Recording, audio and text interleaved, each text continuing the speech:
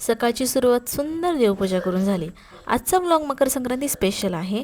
कणभर तीळ मनभर प्रेम, गुळाचा गोडवा आपुलकी वाढवा, तिळगुळ घ्या गोड गोड बोला। मी सुगड स्वच्छ धुवून घेतले, हळदी कुंकू लावलं, अक्षता फुले वाहून मनोभावे पूजा केली। त्यानंतर माझी सुद्धा तयारी झाली। खूप दिवसांनी मामा आले होते, त्यांना सुद्धा भेटले। माझ्या आत्याबाईची तयारी करून दिली। आता ऑलमोस्ट आमची सगळ्यांची तयारी झाली आहे। आम्ही निघालो राम मंदिरात ओसा द्यायला। ओसा म्हणजे काय? हुरड्याला आलेली कंस, गव्हाची हिरव्या ओंब्या, वाटाणा, पावटा, घेवडा, गाजर, ऊस, भुईमुगाच्या शेंगा, बोरं, वाल, पापडी असं रानमेवा सगळ्याजणी एकमेकींना देतात। आमच्याकडे संक्रांतीच्या दिवशी विडे घेण्याची पद्धत आहे। तर ओसा म्हणजे ओवासणी किंवा ओवाळणे असा होतो। सौभाग्याचं प्रतीक, आपली परंपरा जपून ठेवण्यासाठी ओसा दिला जातो।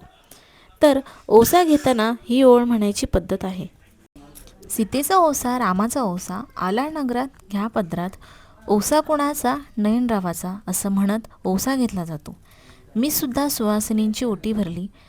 प्रत्येक सुवासिनीला वाण देऊन ओटी भरण्याचा कार्यक्रम पूर्णपणे पार पडला। मकर संक्रांतीचा हा सण सौभाग्यवतीसाठी खूपच महत्त्वपूर्ण आहे। त्यानंतर आम्ही सुगड एकमेकींना देऊन छान मकर संक्रांत साजरी केली। श्रीराम मंदिरात मकर संक्रांतीचा मोठा उत्सव साजरा केला जातो। प्रसाद घेऊन मी यात्रेत निघाले, मस्त यात्रा भरलेली होती। त्यानंतर छोटी मोठी खरेदी केली। तर स्वीटूला हा पोपट आवडला होता, तो सुद्धा खरेदी केला। त्यानंतर असं काहीतरी स्वीटूचं चालू होतं। स्वीटू खूप छान गोड हसत होती।